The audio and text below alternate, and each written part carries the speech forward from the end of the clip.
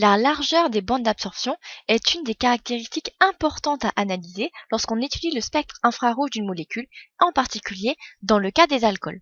Ici, j'ai dessiné deux molécules d'alcool ROH et on va s'intéresser en particulier à la liaison entre l'oxygène et l'hydrogène ici. Je vais commencer par rajouter les doublets non liants sur les atomes d'oxygène.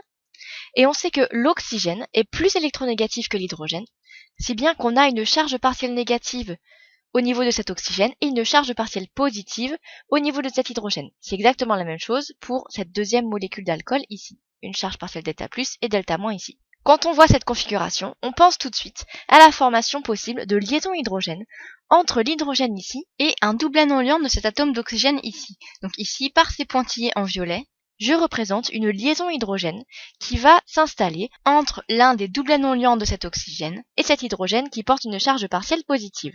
Et puisque cet hydrogène ici va être impliqué dans une liaison hydrogène, eh bien cela va affaiblir cette liaison OH ici. Donc les liaisons hydrogènes affaiblissent les liaisons covalentes oxygène-hydrogène. Qu'est-ce que ça signifie ? On avait vu dans les vidéos précédentes que la force d'une liaison, on pouvait la représenter avec la constante de raideur du ressort qui modélise la liaison, K. Si la liaison est affaiblie, alors la constante de raideur diminue. Et on avait vu que dans ce cas-là, si la constante de raideur diminue, eh bien la fréquence de vibration d'élongation de la liaison va également diminuer et par conséquent, le nombre d'ondes associées à cette vibration d'élongation va également diminuer. Et la bande d'absorption va donc être modifiée en conséquence sur le spectre infrarouge. Mais dans le milieu, toutes les molécules d'alcool ne sont pas impliquées dans le même nombre de liaisons hydrogènes. La valeur de K ne va pas être la même pour toutes les liaisons OH du milieu. Je peux imaginer que pour une molécule d'alcool, l'hydrogène ici soit impliqué dans une liaison hydrogène, mais également qu'on puisse avoir deux liaisons hydrogènes avec une autre molécule d'alcool que je peux dessiner ici, comme ceci, avec une autre liaison hydrogène ici. Et ça ne va être différent pour toutes les molécules d'alcool. On va avoir des cas différents à chaque fois, donc la liaison OH ne va pas être affaiblie de la même manière pour toutes les molécules d'alcool du milieu. Ce qui signifie que à cette liaison OH ici, n'est pas associé un seul nu-bar, un seul nombre d'ondes, mais toute une gamme de nombres d'ondes, ce qui va avoir pour conséquence une bande d'absorption large, voire très large, sur le spectre infrarouge. On va regarder pour cela l'exemple du hexane 1-ol ici et de son spectre infrarouge. Ici à gauche, ici là, on a la zone des liaisons avec un hydrogène, la zone XH. Je vais tracer un trait à 3000 cm-1.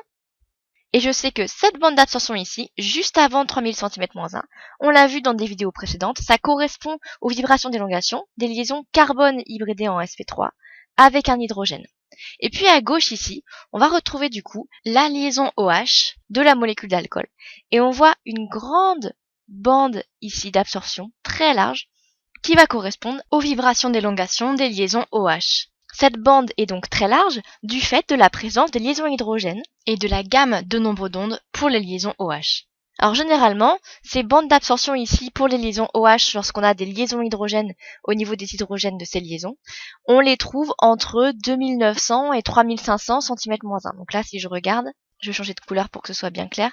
Donc là, en l'occurrence, on est effectivement à peu près entre 2900 ici, et puis à peu près ici, si je descends, à peu près 3500 cm-1. Donc ça, ce sont les valeurs de nombre d'ondes classiques pour ces bandes d'absorption très larges correspondant aux liaisons OH pour lesquelles l'hydrogène est impliqué dans des liaisons hydrogènes dans le milieu. Ce que ça veut dire, c'est que lorsqu'on observe le spectre infrarouge d'une molécule et qu'on voit cette bande d'absorption, il faut tout de suite penser liaison OH, fonction alcool dans la molécule. Alors si on continue à analyser ce spectre, on va délimiter en deux zones autour de 1500 cm-1, avec la zone de diagnostic et la zone d'empreinte ici. Et puis on va observer en fait une autre bande d'absorption significative dans la zone des liaisons simples, ici la zone des liaisons simples, à peu près, cette bande-là, à peu près 1100 cm-1. Et ça, on avait vu dans une vidéo précédente que ça correspondait classiquement à la vibration d'élongation, au nombre d'ondes de la vibration d'élongation de la liaison CO. Donc ici, on trouve la bande d'absorption de la liaison CO, ici les liaisons CH et là la liaison OH. Donc typiquement, le spectre infrarouge d'un alcool, on a ces trois bandes d'absorption significatives, la liaison OH très large, les liaisons carbone sp3 hydrogène et la liaison CO. On va voir un autre exemple avec un autre alcool. Il s'agit de cette molécule ici, qui est le BHT, le butylhydroxytoluène.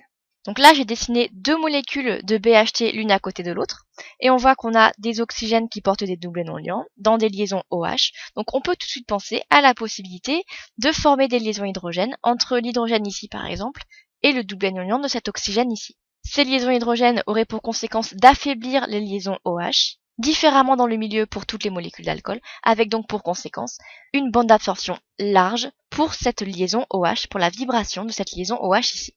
Mais en réalité, ce qui va se passer, c'est qu'on va avoir un encombrement stérique tellement important à cause de la présence des groupes tertiobutyles ici, comme ceci, qu'on ne va pas réussir à rapprocher suffisamment deux molécules de BHT pour effectivement pouvoir avoir une liaison hydrogène qui se mette en place entre un doublet non liant de l'oxygène ici et l'hydrogène ici.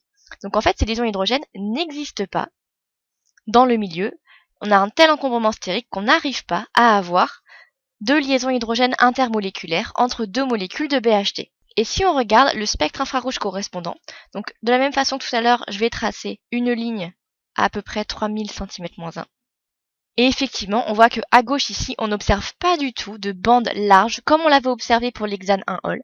On a par contre une bande étroite ici, avec un nombre d'ondes d'environ 3600 cm-1, qui correspond à la vibration d'élongation de la liaison OH ici. Alors je vais mettre en orange, donc cette bande d'absorption ici va correspondre à la vibration d'élongation de ces liaisons OH.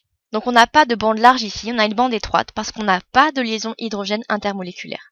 Donc si on a une liaison OH sans liaison hydrogène, on s'attend à trouver la bande d'absorption correspondante à peu près 3600 cm-1. Et si on a une liaison OH avec des liaisons hydrogènes, on s'attend dans ce cas-là à avoir une bande d'absorption large entre 2900 et 3500 cm-1. On va voir maintenant un dernier exemple avec le spectre infrarouge d'un acide carboxylique.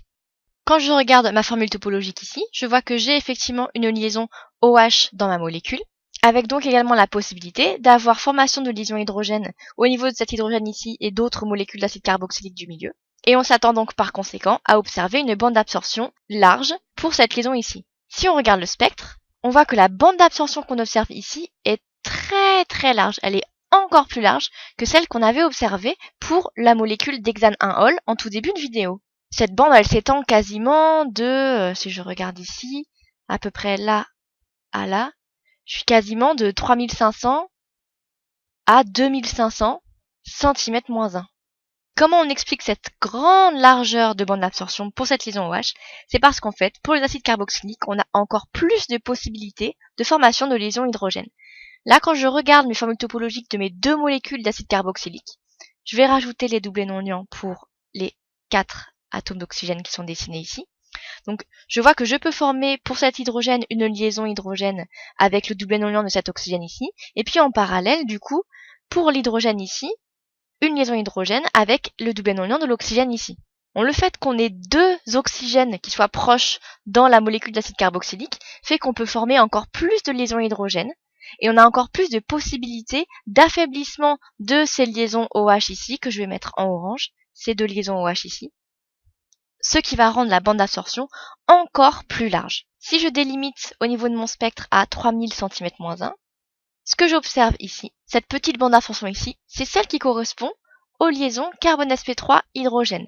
Donc cette bande ici qui correspond à ma liaison OH, je vais la mettre en orange pour respecter le code couleur que j'ai mis sur ma formule topologique. Donc cette bande ici de liaison OH, elle est tellement large qu'elle masque quasiment la bande d'absorption des liaisons carbone sp3 hydrogène de ma molécule. À tel point que parfois ça nous empêche même de voir ces bandes d'absorption. Si on continue à analyser le spectre infrarouge, il y a un autre indice qui nous permet de conclure qu'on a un acide carboxylique à partir de ce spectre. C'est cette bande d'absorption très intense, que je vais mettre ici en vert, cette bande d'absorption très intense autour de 1700 cm-1.